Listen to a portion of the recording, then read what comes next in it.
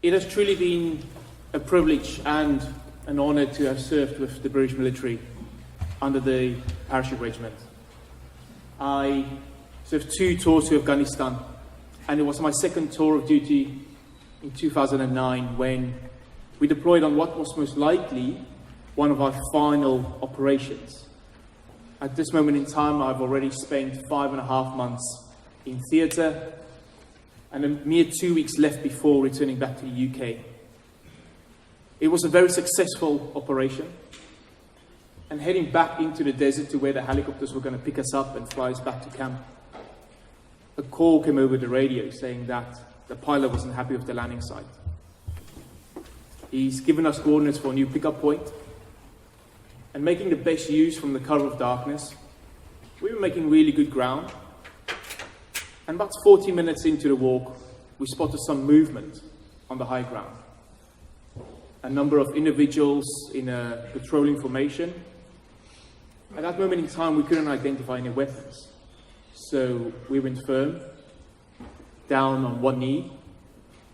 And as we worked closely with some of the Afghanistan Special Forces, and they speak the local language, we sent a small section of them to approach these guys to tell them, we're in the area, we just need to conduct some searches and we'll be on our way.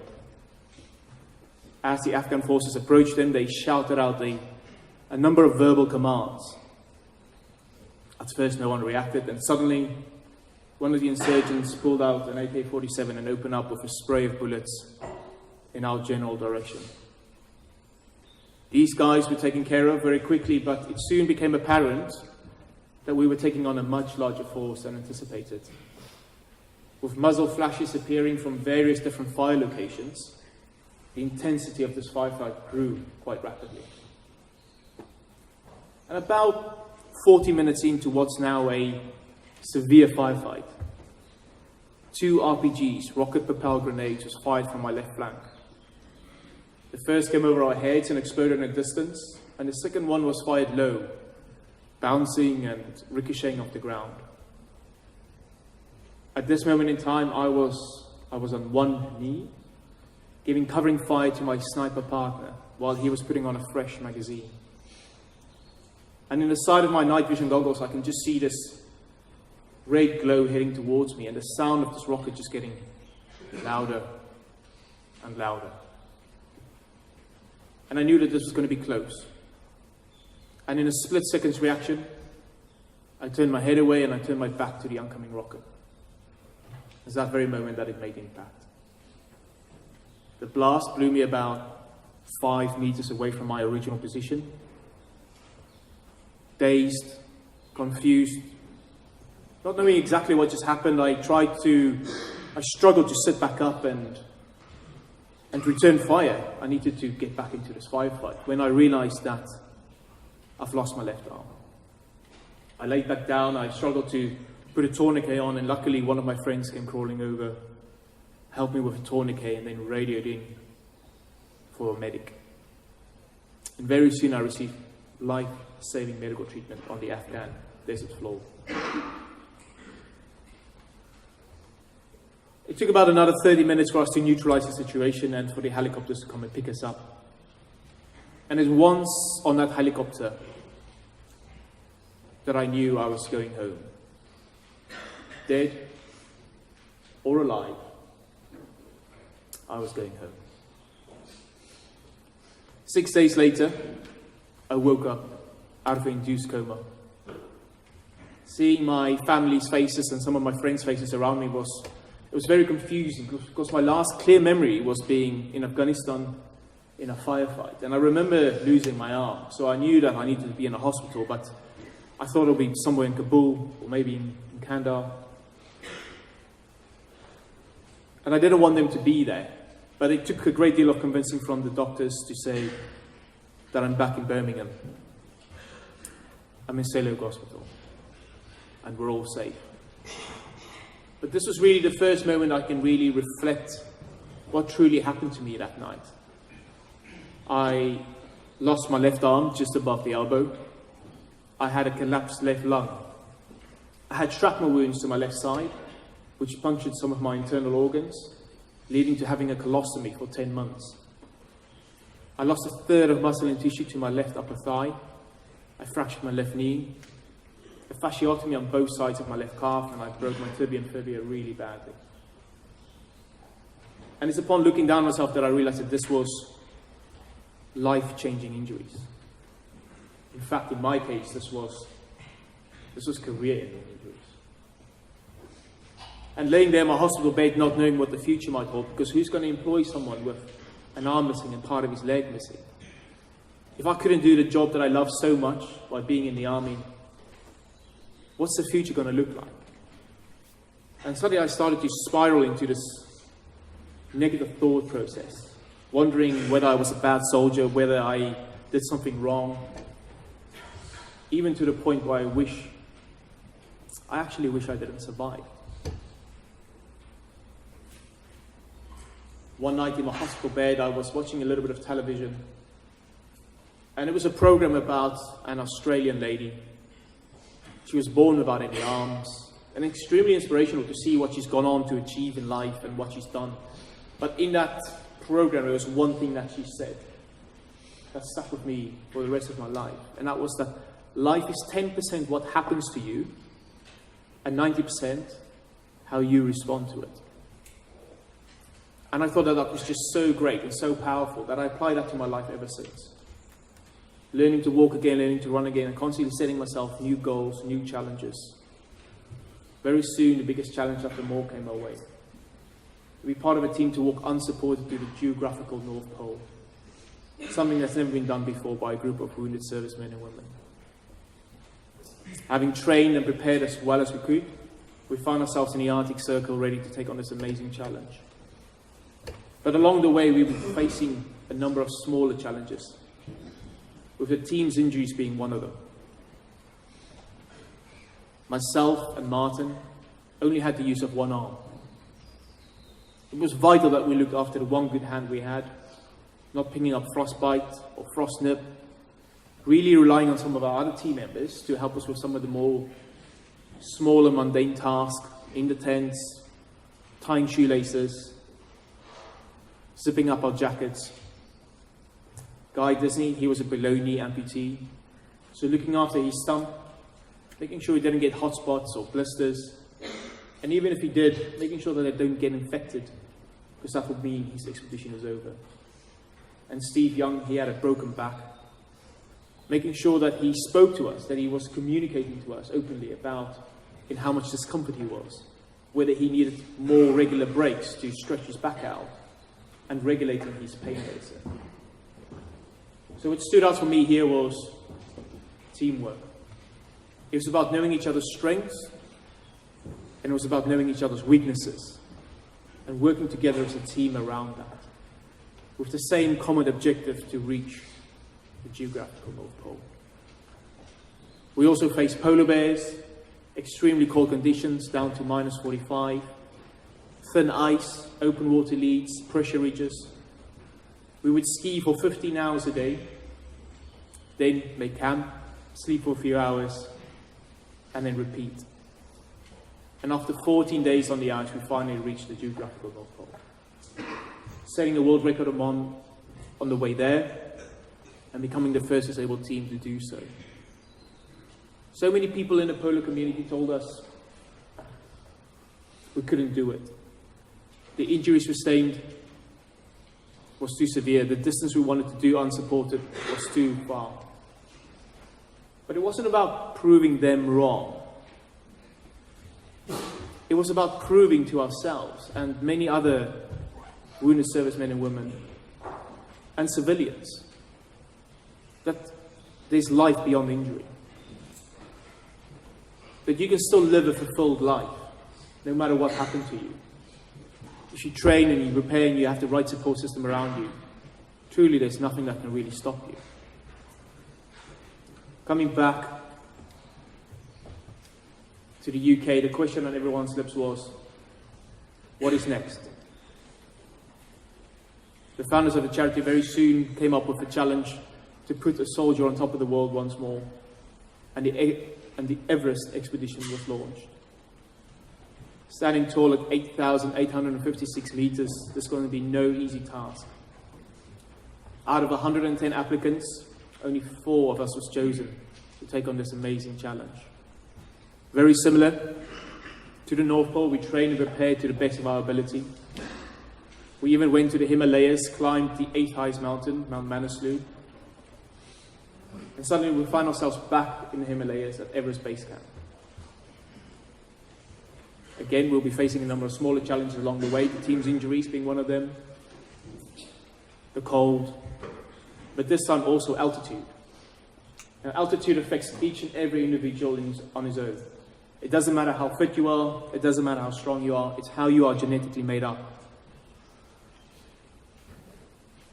We'll also be facing avalanches. That year we saw a very warm core temperature within the mountain, resulting in a lot of avalanches, constantly spilling into the path that we needed to climb, making it very difficult for us and constantly slowing us down, getting up higher on the mountain. After a rather grueling acclimatization phase, a weather window has finally opened and we had our first summit attempt. We left early in the morning, we climbed through the middle of the night, through the Khumbu Icefall, up to Camp 1. This is near an aid station. From Camp 1 we went on to Camp 2. We reached Camp 2 utterly exhausted and cold. We rested here for a few days and then made 2 other attempts to Camp 3. On both occasions we had to turn around and head back down to Camp 2 due to extreme weather conditions, making it too dangerous for us to reach the next camp. That resulted in that weather window to close, so we missed that, and the decision was made to actually go all the way back down to Everest Base Camp, where it's a great deal more comfortable for all of us. Once we were in Everest Base Camp, Russell Bryce, our expedition leader, called us all into the big dome tent for a meeting. And it wasn't good news. He cancelled our expedition. It was simply just too dangerous. For us, for his Sherpas and everyone on the mountain, it was simply just too dangerous. And this was a very bitter pill to swallow, because at this moment in time, we were 11 weeks on the mountain. 11 weeks away from our loved ones and our family, and now we need to return home to them saying that we failed, that we didn't make it. As we're getting all our stuff ready to head further down the mountain, I was having this conversation with a friend via email, expressing my sadness about not trying to go for a second attempt. And he sent me this verse, this line, reading that success is not final, failure is not final, but it's the courage to continue that counts. And I realized what he meant by that. If we look back on where I come from, laying in that hospital bed, not knowing what the future's going to hold, where I'm going to go, what I'm going to do. And you walk into my hospital bed saying, Jaco, one day you will run again, you will walk again, you'll be pretty good on your bike, you'll trek to the North Pole, you'll even attempt Everest. I would say, no way. Look at me. I can barely walk. But the fact of the matter is that we did. We picked ourselves up from our lowest moments. And we're even on to attempt something like Everest. That in itself is mission success. As we were heading back down to Everest, from Everest to the lower camps, to get flown out to Kathmandu, I started pondering about this process that we go through by climbing these extraordinary mountains. Because you can't just turn up over a week in Everest Base Camp and try to reach the summit. It just doesn't work that way. You have to acclimatize to the high altitudes. And the way you do that is you go from Everest Base Camp to Camp 1. And I remember that being one of the hardest days I've ever faced. And once I reached Camp 1, utterly exhausted, I couldn't imagine getting to the summit if this small little section of this mountain was so difficult to do. But you spend a few hours at Camp 1 and then you go back down to base camp. And at the lower altitudes at base camp, your body recovers and it produces red blood cells. So the next time you go from base camp to Camp 1, I found it significantly easier. and then up for going higher. From Camp 1, we went on to Camp 2, and all that struggle started again. You spend a few hours at Camp 2, come back down to Camp 1. Rest, recover, finding it easier the next time. And you repeat this up and down process a number of times until you eventually reach the summit of Everest. Now, isn't that the same in life? Sometimes we need to take one step back to take 2 steps forward. It's what we learn during these hard times, during these difficult times. It's these times that shapes us, it's these times that forms us, that enable us to move forward. We flew back into London. It was time for the Olympic and Paralympic Games. I found myself in a situation where I was in the process of leaving the armed forces, getting medical discharge, and again a great deal of uncertainty that I'm faced with, not knowing what to do or where to go. I was very fortunate to be a London torchbearer, and I went and spectated some of the events. And I was just blown away by the athleticism and the professionalism of these athletes, and the effect that they had on the crowd, but even more so the effect that they had on me. And I knew what my next challenge was. I wanted to become a Paralympian. So I set my sights on the next games in 2016 in Rio. Having always had a love and a passion for cycling, this was a natural path for me. Very soon being picked up by the GB team, representing them at World Championship levels. Leaving no stone unturned, I moved from London to Manchester, and 4 years flew by, and it was time for selection. And sadly, I didn't make the final team. I was absolutely gutted. I didn't make the final team to represent Great Britain at the Rio Paralympic Games in 2016. I've sacrificed so much, I've given it my all, and now I've got nothing to show for it. And in 2017, I made a decision to leave the Paralympic program, to become an independent rider, to fund myself, to live a bit more of a life. And during this time period, I actually fell in love with cycling again. But I also learned, I think, the most vital and most important thing for me during this time was balance. I've learned balance between being an athlete, being a husband, being a friend. I still raced. I still did well. And in 2020, I won a few races. And British Cycling invited me to represent Great Britain at the Track World Championships in Milton in Canada. And I walked away from that championships as a 3-time world champion. As a world champion, I now stand a very good chance of going to the next games in Tokyo. And British Cycling invited me back onto the team. Well, we all know what happens next. COVID hit, and the games got postponed for another 18 months.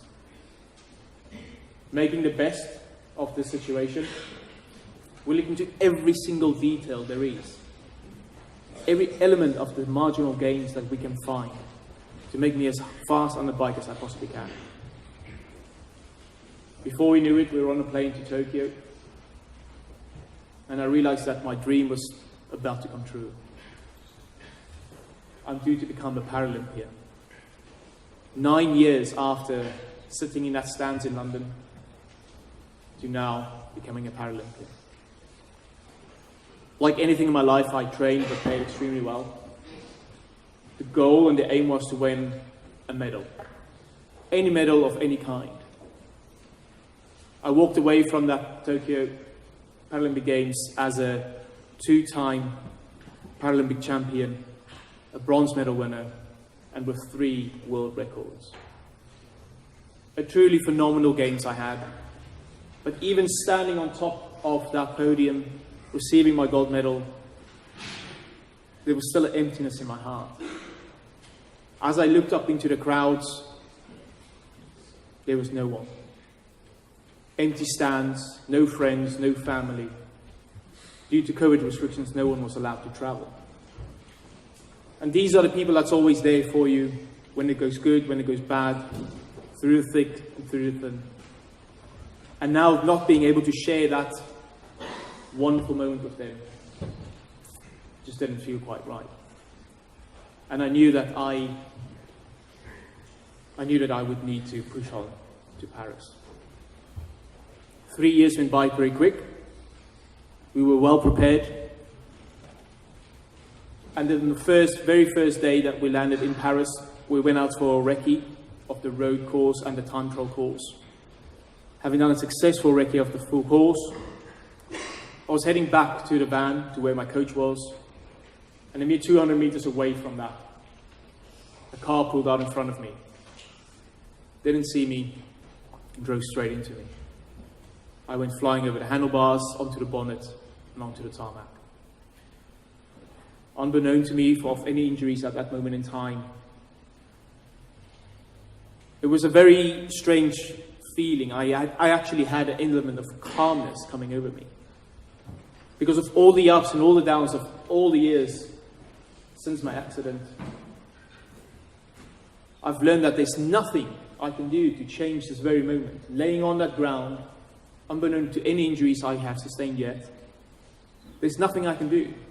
I can't go back in time. I can't brake. I can't swerve out for this car. I now find myself in a situation where the only thing I can do is stay calm and hopefully recover as best as I can before my first event. Well, I'm happy to report that I came away in Paris. I defended my title successfully, winning 2 gold medals and breaking 2 of my own world records. And standing on that podium, I realized that I finally reached my summit. That Tokyo was just a false summit.